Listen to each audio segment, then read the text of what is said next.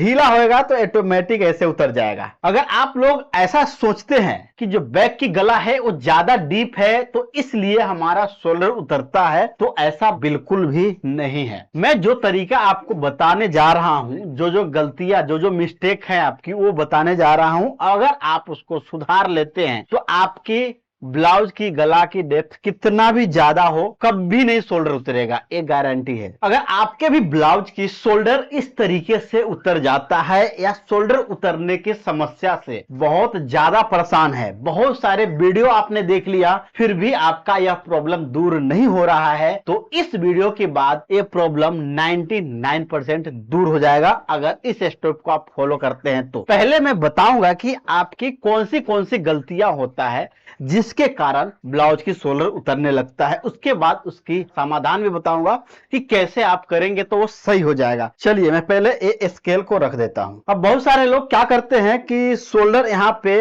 Down नहीं करते, shoulder की स्लोप नहीं देते हैं। ऐसा नहीं है, शोल्डर की स्लोप देना है, लेकिन शोल्डर की स्लोप देना है तो इसका शेप आप देखेंगे, आपका पॉइंट जो होगा कुछ इस तरीके से हो जाएगा। देखिए इस तरीके से, तो इस तरीके से भी नहीं होना चाहिए। यहां पे आने के बाद ए स्ट्रेट हो जाएगा या अंदर की साइड, नेक की साइड थोड़ा सा यानी 0.25 आपको डाउन करना है। ये पहला मिस्टेक होता है आपका, सबसे पहला मिस्टेक होता है। दूसरा मिस्टेक ये होता है कि गले की चौड़ाई जो है बैक का, उसको ज्यादा कटिंग नहीं करना है। अब कितना कटिंग करना है, ज्यादा नहीं कटिंग करना है तो कितना कटिंग करना है, तो इसका फॉर्मूला यह है कि अगर आप किसी बॉडी से नाप लेते हैं, किसी भी बॉडी से नाप लेते हैं, तो उसमें आपको 2 इंच बैक की शोल्डर कम कर देना है। और उसके बाद डीप नेक ब्लाउज के हिसाब से मैं बता रहा हूं, बाकी सभी में नहीं उतरता है। उसके बाद आपको जितना भी यहां शोल्डर की चौड़ाई रखना है उसमें आपको 1 इंच प्लस करके गले की मार्क कर देना है। गले की स्पेशल अलग से मेजरमेंट निकालने की जरूरत आपको बिल्कुल भी नहीं होगा। और जो सबसे ज्यादा प्रॉब्लम जो आता है, कौन से ब्लाउज में आता है, जो कॉटन ब्लाउज होता है, बेगर अस्तर का ब्लाउज होता है, नॉर्मल ब्लाउज होता है, उस ब्लाउज में शोल्डर उतरने की चांस जो है वो ज्यादा रहता है और लोगों की ये समस्या उसी ब्लाउज में ज्यादा आता है। अब जो सबसे बड़ा मिस्टेक है, ये 2 मिस्टेक है और ये 2 मिस्टेक आपको हमेशा ध्यान रखना है। पहला मिस्टेक क्या है, यहां से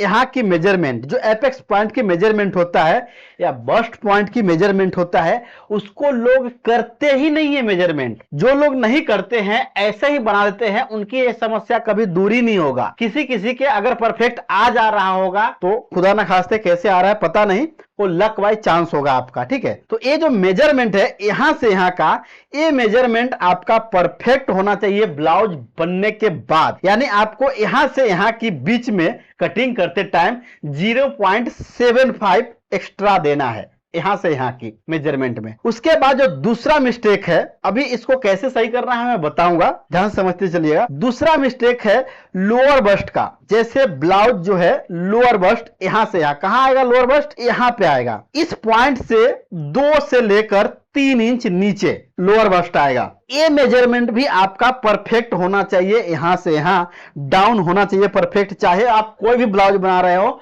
बेल्ट वाला ब्लाउज हो तब, या 4 डॉट ब्लाउज हो तब, या कोई भी, या डबल कटोरी हो, जो भी ब्लाउज है उससे कोई मतलब नहीं है। तो ये मेजरमेंट आपका सही होना चाहिए यहां से यहां।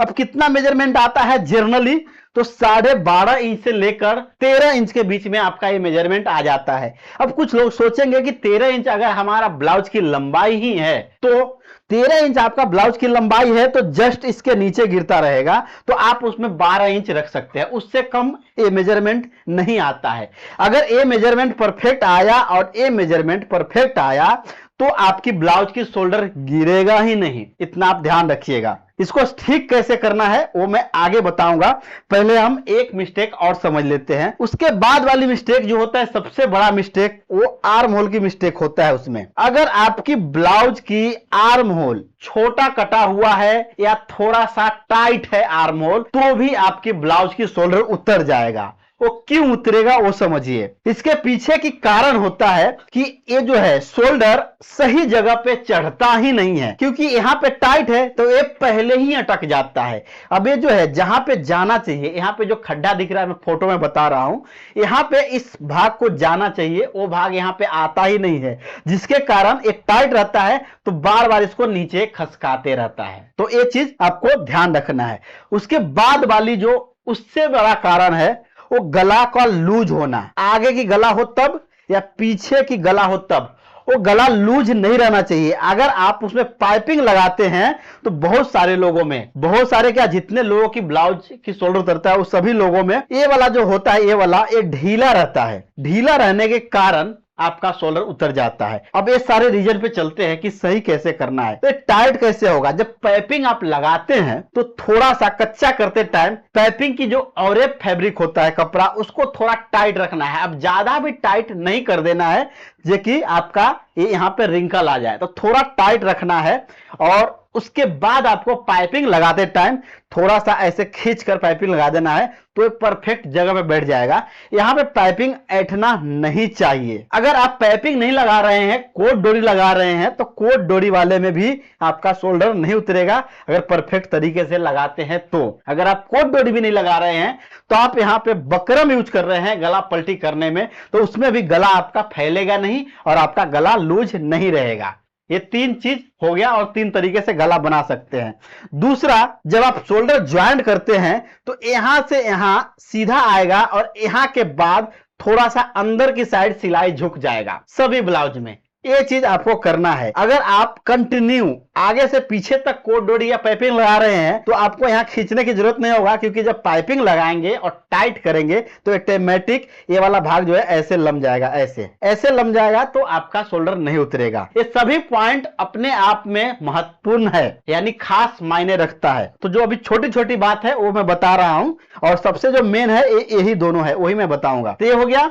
उसके बाद आर्म होल भी जितना आपने मेजरमेंट किया है उससे आप पाव इंच या आधा इंच यानी क्वार्टर इंच या हाफ इंच लूज ही रखिए टोटल आर्म होल। जैसे कि आपने इसकी मेजरमेंट ऐसे में 15 इंच हुआ तो आप यहाँ पे 15.5 कर दीजिए, 15.25 कर दीजिए, उससे कोई फर्क नहीं पड़ेगा। लेकिन आपका जो ब्लाउज की शोल्डर है वो ऑटोमेटिक जगह पे चढ़ेगा, तो आपका ये लूज नहीं होगा और उतरेगा नहीं। इतना मैंने समझा दिया, ये भी समझा दिया। अब जो छोटी छोटी पॉइंट था उसको मैंने समझा दिया, लेकिन इतना करने के बाद भी आपका शोल्डर अगर उतर रहा है, ढीला हो जाता है, तो इसका कारण होता है ये जो बस्ट पॉइंट है ये परफेक्ट मेजरमेंट नहीं है, और ये जो है लोअर बस्ट वो परफेक्ट नहीं है, जिसके कारण जब आपका ब्लाउज बन जाता है और इस तरीके से पफ बन जाता है, तब आपका बस्ट जो है वो यहाँ गड्ढे में यानी इसके पफ में जाकर सेट हो जाता है, बैठ जाता है। उसके बाद ऊपर की भाग जो है वो ढीला हो जाता है। ढीला कैसे हो जाता है मैं बताता हूं, इसको रखकर बताऊंगा तो आपको अच्छे समझ में आएगा। इसको नहीं, इसको रखता हूं। देखिए ऐसे है, ये है, ऐसे मैंने रखा है, इतना ढीला हो जाएगा। ऐसे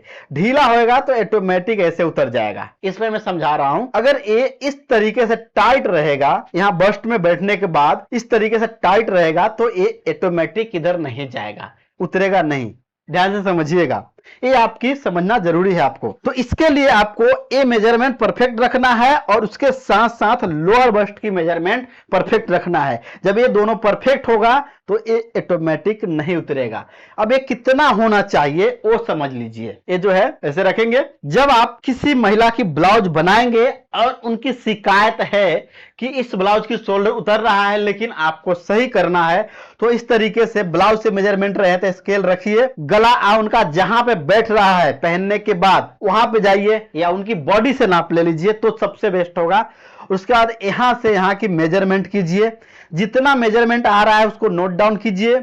उसके बाद जब ब्लाउज कटिंग करते हैं तो उसमें 0.75 एक्स्ट्रा करके कटिंग कर दीजिए, तो उसमें आपका ये प्रॉब्लम फिक्स हो जाएगा और परफेक्ट हो जाएगा। उसके बाद यहां से यहां ए मेजरमेंट कीजिए और उनकी बॉडी पे या यहां पे ब्लाउज है, यहां पे मैंने यहां पे कप्स रखा है, देखिए यहां पे कप्स रखा है, कप्स को ऐसे रख दीजिए। ब्लाउज से नाप ले रहे तो या बॉडी से नाप ले रहे तो ऐसे करके आप माप लीजिए कहां तक आ रहा है, वहां तक आपको बनाते टाइम भी रखना है। अगर बेल्ट वाला है तो यहाँ के बाद आधा इंच मार्जिन ऐड कीजिए। अगर बेल्ट वाला नहीं है तो आप जैसा वैसा बनाइए। अगर आप 4 डॉट में बना रहे हैं तो यहां तक आप सीधा रखिए या हल्का क्रॉस कीजिए, उसके बाद ऐसे कीजिए, तो उसमें आपका परफेक्ट होगा। तो ये सारे इसका पॉइंट्स है और मेन जो कारण था वो मैंने बताया है, जिसके कारण आपका शोल्डर नहीं उतरेगा कभी भी। और ये सभी तरीका आप अगर अच्छे से समझ गए, अगर अप्लाई करना शुरू कर दिए, तो आपका शोल्डर उतरने की समस्या दूर होता चला जाएगा।